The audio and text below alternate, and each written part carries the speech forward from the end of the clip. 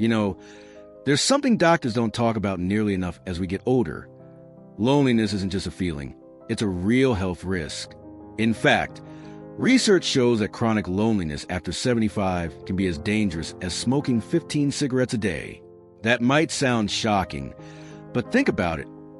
When was the last time you had a really good conversation that left you feeling energized and connected? If you can't remember, or if your social circle has gotten smaller over the years, this message is especially for you. But here's the good news. Staying socially connected after 75 isn't just possible. It can be some of the most rewarding years of your life.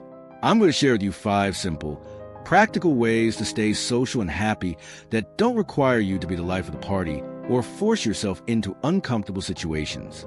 These are real, doable strategies that have worked for thousands of seniors just like you. Let's start with something you might not have considered: your local library. Now, I know what you're thinking. Libraries are just for checking out books, right? Well, today's libraries are vibrant community centers offering everything from memoir writing workshops to tech help sessions specifically for seniors. There's something magical about walking into a room where everyone shares your love of reading or learning. You don't have to make small talk about the weather. You can immediately dive into conversations about that fascinating biography you all just read. Many libraries even have senior social hours where you can enjoy coffee and conversation in a relaxed setting. The beauty is, if conversation lags, you can always talk about the books around you. Another powerful way to connect is through intergenerational programs. Many community centers and schools pair seniors with young people for activities like reading to children, tutoring, or even tech mentoring. Yes, you have wisdom those young folks need. There's something incredibly life-affirming about sharing your experiences with younger generations. One gentleman I know, at 82, started volunteering in an elementary school to help kids with their reading. He told me those children gave him more energy and joy than he'd felt in years. The children adored him, and suddenly he had dozens of little friends who lit up when they saw him. These programs need you more than you might realize, and what you get back is priceless. Now, let's talk about something that might feel a little uncomfortable at first, but can work wonders: starting a micro-community. This doesn't mean organizing a huge neighborhood event. It can be as simple as inviting 3 neighbors over for coffee once a month, or starting a walking group that meets at the same time every week. The key is consistency. When people know they'll see you regularly, friendships naturally develop. One woman I know put a small sign in her apartment building's lobby, inviting anyone interested in a monthly memory-sharing group to join her in the community room. 5 people showed up the first month, and 3 years later, that group is still going strong. They become each other's chosen family. What's beautiful about these approaches is that they don't require you to be someone you're not.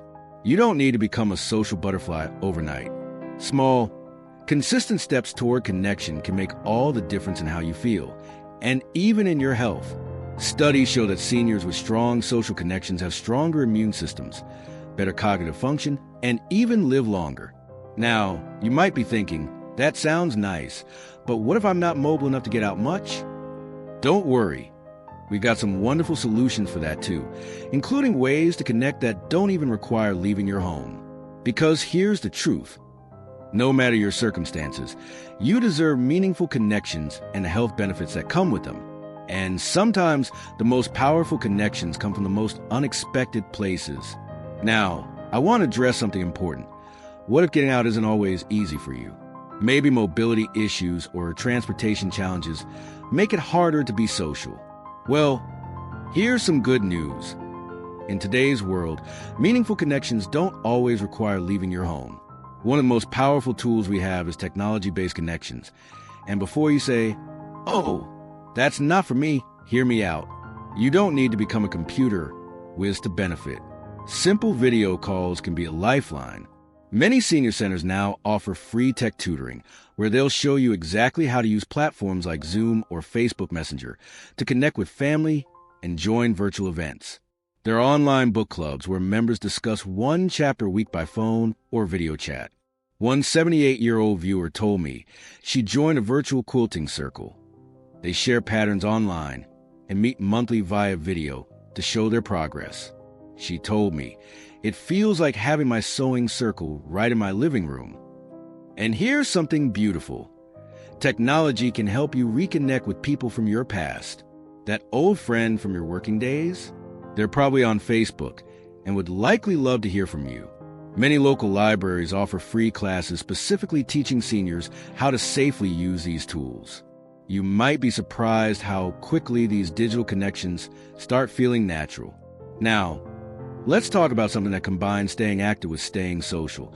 Group exercise classes designed for seniors. Water aerobics, chair yoga, or even gentle dance classes aren't just good for your body. They're wonderful for making friends. There's something about moving together that breaks down barriers. In these classes, no one expects you to be an athlete. Just showing up makes you part of the group. I'll never forget Martha, an 81-year-old who reluctantly went to a Tai Chi class at her daughter's urging. She told me, "I thought I'd feel silly, but everyone was just like me, a little unsteady but trying." 2 years later, that Tai Chi group vacations together. The shared experience of learning something new, of laughing at your mistakes together, creates bonds that go far beyond the activity itself. What's wonderful about both these approaches is that they address two crucial needs at once: the need for social connection and the need to keep your body and mind active. And when you find activities that do both, you're giving yourself a powerful double dose of well-being. Now, you might be thinking, but what if I become shy over the years? What if starting conversations doesn't come easily anymore? That brings us to our next point, which is all about rediscovering the art of connection in ways that feel comfortable and authentic to who you are now. You know, one of the most powerful ways to combat loneliness is often right under our noses: rekindling old connections. Think about all the people who crossed your path over the years. That coworker you used to eat lunch with, your old neighbor who always made you laugh, even your child's former teacher. These aren't strangers. They're people with whom you already share history, and that shared past can be the perfect bridge to meaningful connection now. Here's how to start. Keep it simple. A short note saying, "I was thinking about you today and remembering when we," can work wonders. Many people in our age group are feeling the same longing for connection, and your reaching out might be the exact lifeline they needed. One gentleman I know sent holiday cards to 5 old friends he'd lost touch with. 3 wrote back immediately, and 1 turned into a weekly phone call friendship that's lasted years. Now, let's talk about something equally important: the quality of your connections. After 75, it's not about how many people you know, but how deeply you connect with a few special ones. That neighbor who checks in on you, the grocery clerk who always asks about your day. These everyday relationships matter more than we realize. Nurture them. Remember their names. Share small kindnesses. These micro-connections weave a safety net of belonging around us.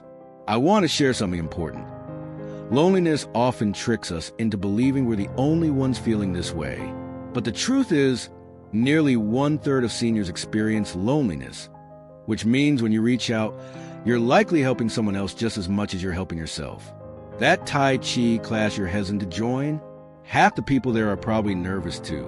That old friend you're thinking of calling, they might be sitting by the phone, hoping someone will reach out. So let's recap these 5 paths to connection. 1. Discovering the hidden social treasures at your local library. 2. Creating bonds across generations through volunteer work. 3. Starting small, consistent social gatherings in your community. 4. Using technology to bridge distances. 5. Reawakening old friendships and valuing everyday connections. Here's what I hope you'll take away. You are needed in this world. Your stories, your laughter, your presence, they all matter more than you know. Start small if you need to. Call 1 person this week. Attend 1 event next month. Say yes to 1 invitation that comes your way.